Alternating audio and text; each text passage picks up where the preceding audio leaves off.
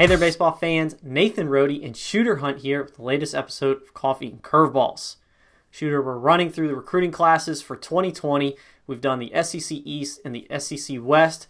Next up, we've got the ACC Atlantic Division. Yeah, and everybody talks about the SEC having these big classes. The ACC might challenge them in 2020. Yeah, it's looking pretty good. So we'll jump right into it, leading off with Boston College. We've got the Eagles. They got a legit two-way guy as being their top recruit right now in Joe Vetrano, left-hander slash first baseman. Physical dude, can bump 90 on the mound, certainly more to come in that fastball, but also swings a pretty mean left-handed stick, and that physicality, obviously there's going to be some power down the line. Yeah, definitely looking for a middle-of-the-order type bat. BC's had some success with some two-way guys. Another one that I like in this class is Cameron Leary. Long Island kid has moved down to South Carolina to get some more game action in before heading up to Chestnut Hill. But really like the athleticism. He's twitchy. Really came together well for him last summer and into the fall.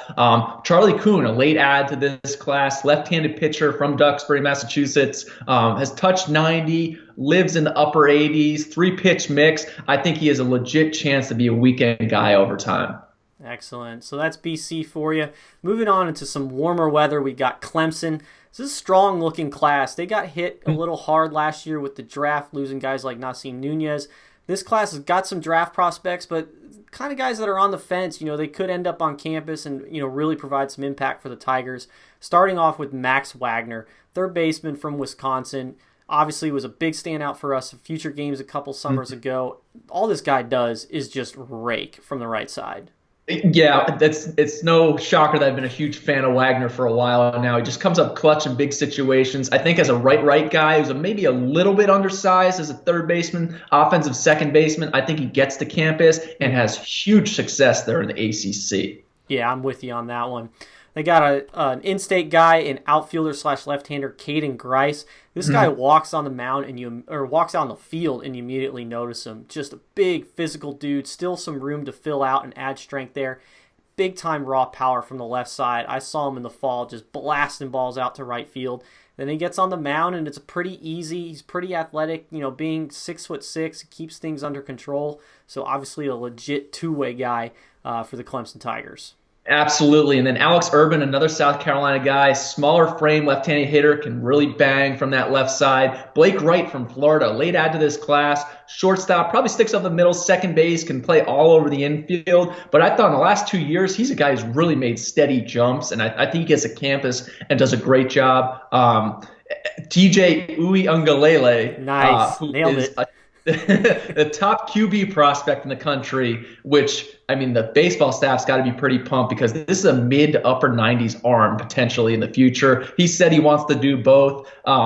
If he is doing both, you got a Heisman potential. Almost looks like a Jameis Winston type in your baseball program. And then one of the key guys to know about in this class is Alex Edmondson. Oh, yeah. Tommy John, so he's going to be out for the year. He'll make it to campus. But if this guy hadn't gotten hurt, we're talking about a top 30 kid in the country. Real whippy arm. So it'll be interesting to see how he does coming back from this injury. But love this Clemson class. No doubt. Same here. So moving on down into Tallahassee, we've got the Seminoles of Florida State, who always sweat guys out with the draft.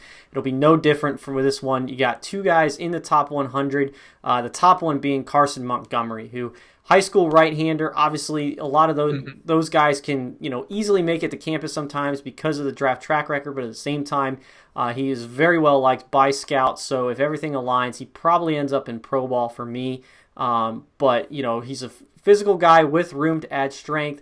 It's an above average to plus fastball, above average to plus slider. He throws strikes, pretty good athlete. So Karson Montgomery is a guy that Florida State would love to have, but they might be banking on him not showing up.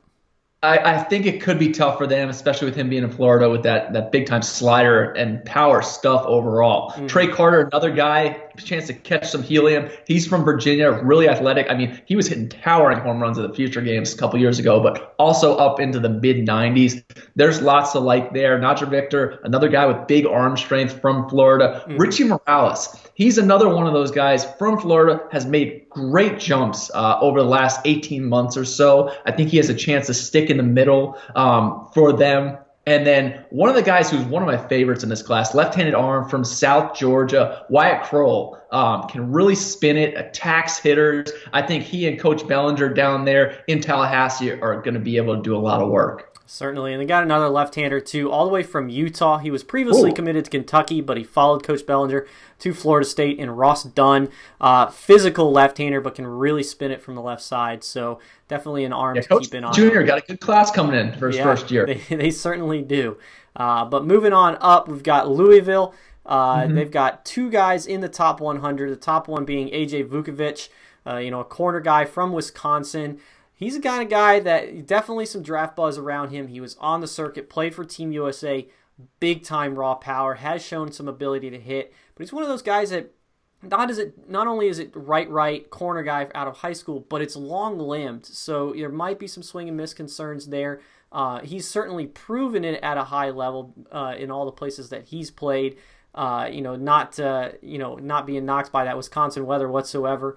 He steps up when he needs to. But because of that, Louisville might think that they've got a pretty good shot at getting him, and that would be a pretty nice addition to the middle of their lineup. Oh, without a doubt. He's proven against some of the top pitching. It will be interesting to see what happens with the draft coming in the spring. But Christian Knapczyk, shortstop, probably everybody's favorite player. You go out there, you can't help but love what he's doing on the diamond. Really liked watching him the last couple of years. I think he's going to shine there for the Cardinals.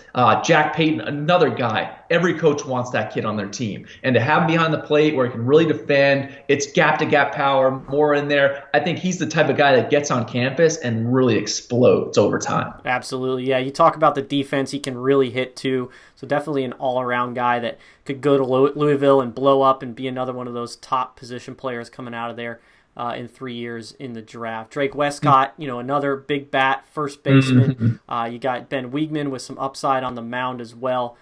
So Louisville, probably thinking that they can get most, if not all, of these guys on campus. We'll see what happens this spring, but a strong-looking class for the Cardinals. But now looking at North Carolina State with the Wolfpack.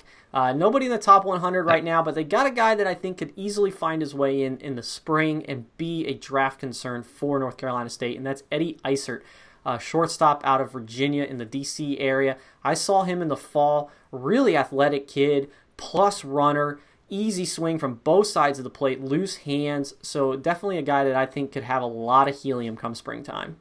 Yeah, and then they went out to California, got a kid, Connor Falskin, and I watched him earlier on in the summer. I remember looking next to his name and seeing an NC State commit for a California kid. It was like, wow, this kid's a good player. Can swing it. I think he and Isert up the middle will be really fun to watch for this group if they can get on campus. But those SoCal kids, they get a lot of looks. Yeah, they certainly do. So heading over to South Bend, we've got the Fighting Irish of Notre Dame. Just one guy in the top 500 right now, and that's Ryan Lynch, a left-hander out of Indiana. But, we've talked about this a lot in the past. They're in a coaching transition, and that's always tough for programs. We talked about it with South Carolina, with Kingston and his staff. They went through a transition. They have found their footing. Notre Dame's kind of in that boat now. New coaching staff, so it's going to take a little bit for them to kind of get on the recruiting path.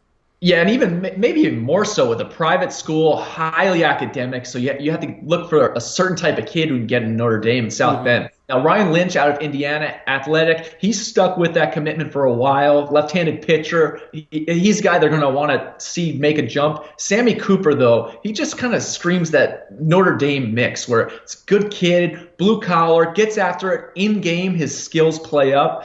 He's from Missouri. Got to watch him with the Royal Scout team. Really liked what he brings to the table. He's a winner. Excellent. Speaking of academics, a private school, we've got Wake Forest to finish out the ACC Atlantic for us.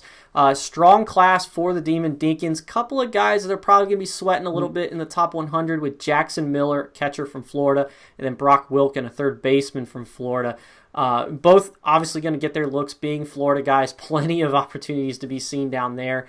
But I do think that, they've got a good shot at getting these guys. Miller, solid defender behind the plate, has hit pretty much everywhere he's been. Just really steady at the plate from the left side.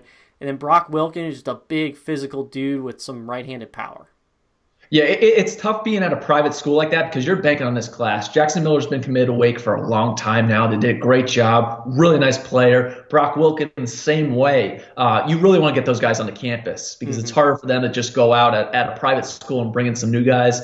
Like you said, Camden Manasi, another Florida kid who could catch some serious helium. We love the way he's been throwing the baseball, and he's at Jesuit there in Tampa, so you know he's going to get some good looks. Teddy McGraw shined at the Future Games 2 years ago out of New York, can really spin a slider, but he's running into some injuries, so he'll get the campus and have to heal from that. But he's a guy who could get a real big jump once he gets there. Yeah, he certainly could. So there's your look at the ACC Atlantic Division. Next up, we'll have the ACC Coastal Division. So as always, for Shooter Hunt, I'm Nathan Rohde. This was Coffee and Curveballs, and until next time, we'll see you guys at the ballpark.